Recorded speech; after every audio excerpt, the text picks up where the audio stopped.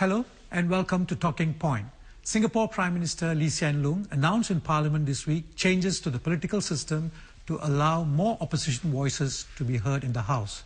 Group representation constituencies will become smaller and there will be at least 12 single-member wards up from the current 9. Mr. Lee said that allowing more non-PAP government voices will generate more robust debate, improve the way policies are formulated, expose PAP MPs to the cut and thrust of debate and show what the opposition can and cannot do. More importantly, he said these electoral changes will help the government keep in sync with Singaporeans' concerns and aspirations. To discuss this issue, we have with us Ms. Sylvia Lim, non-constituency MP, who is also chairman of the Workers' Party, and Ms. Indranee Rajah, PAP MP for Tanjung Pagar GRC. Welcome to the show. Let me start with a quick question to both of you. Timing. The fact that it has happened now, do you think, why now? Well, you'll have to ask the Prime Minister that because, you know, we are not privy to his plans in that sense. Okay. Yeah, but as if we take what he says at face value, he mentioned that he wants these changes to be made well ahead of the next election, which we know has to be called by around 2011. So I suppose this is a good halfway point to think of some of these things. Timing shouldn't actually be a surprise because if you think about it, Parliament was just prorogued. And the whole idea of having a prorogued Parliament was so that you could do the political equivalent of the basketball timeout. And you sort of reset a few things.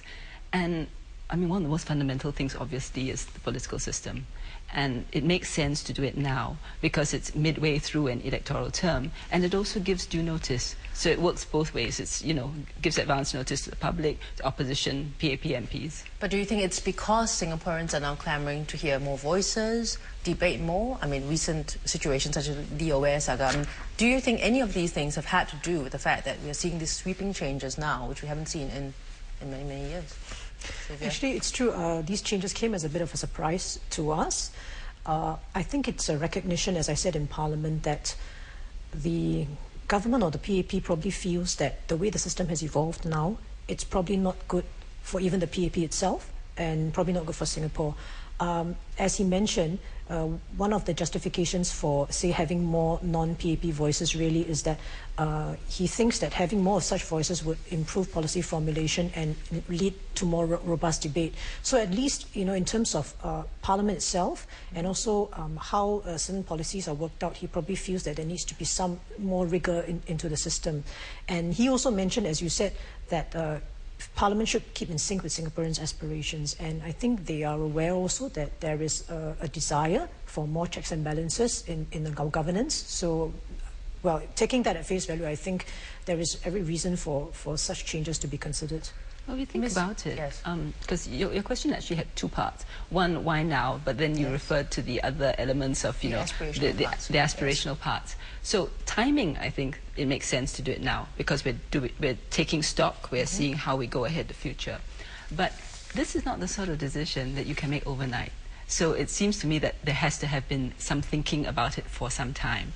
And it's not, you know, I mean, it's common knowledge that people have been talking about these things for a long time, since the last election. Remember the last election, I think, certainly Workers' Party ran on alternative voice. You have a voice, if I recall the manifesto correctly, and some of the other opposition members were saying, you know, it must have an alternative voice in Parliament. So that thought has been floating around for a bit. The thing about having smaller GRCs, that also has been something that has been often canvassed. So I think what's happened over the past few years is a sort of a consideration of the feedback that has come from the ground. From your experience in Parliament, do you get the chance to articulate the views that you want? Do they, and also, do you have, and also do you think that we have, or at least we will see, more opposition MPs who will come in will be able to give completely different views? I think before I answer that question, I should make one thing very clear, and that is that as far as Workers' Party is concerned, I don't think it will change the way we contest the election, in the sense that we are not contesting to win NCMP seats. We still believe that we can serve the people best as elected MPs, and therefore we don't agree with some statements made by certain government ministers that at the polls, people should just concentrate on who should be government and not really think about other matters, because perhaps this NCMP scheme as expanded will give some assurance of opposition voices. I think that is a wrong road to take. If Singaporeans really believe that there is a need for power to be checked and they want the ruling government, whoever it is, to be more responsive to them, then I think they must bear in mind when they vote also who would be a more effective representative of their interests in Parliament. And there is a world of difference, in my view, between an elected MP and an NCMP in terms of the reach that MP can give to particular constituents, whether it is by running the housing estate or assisting them in their whatever problems they may have. And we should never discount the fact that when an MP is in charge of a physical area, there is a lot of potential to build that area, to build your grassroots and to grow from there.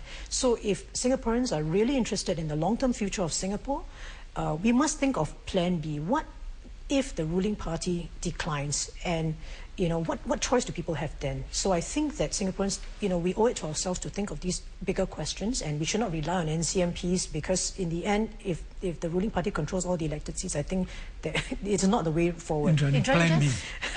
Plan B. Sylvia spoke about Plan B. Right. Well, is there a Plan B? For the opposition or for us? I think the point was if for some reason the PAP fails, do we have a Plan B? Well, you see, the NCMP scheme actually gives people a chance, the opposition, a chance to go into Parliament, to take part in the cut and thrust of debate and address policy formulation.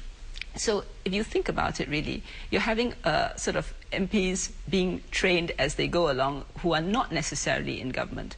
So it gives a platform for Plan B. Having said that, though, there's one thing I think that there's probably common ground between what Sylvia said and mine, which is that every time we go to the polls for the PAP, we are contesting for an elected seat. I don't think we take it as a given that we will always form the government, because every time, every 5 years, you're going to the people and you're saying, this is what I've done for this 5 years. The next round, give me the opportunity to do that for you. So we don't take that for granted. And you can never assume that, a voter will automatically vote for you.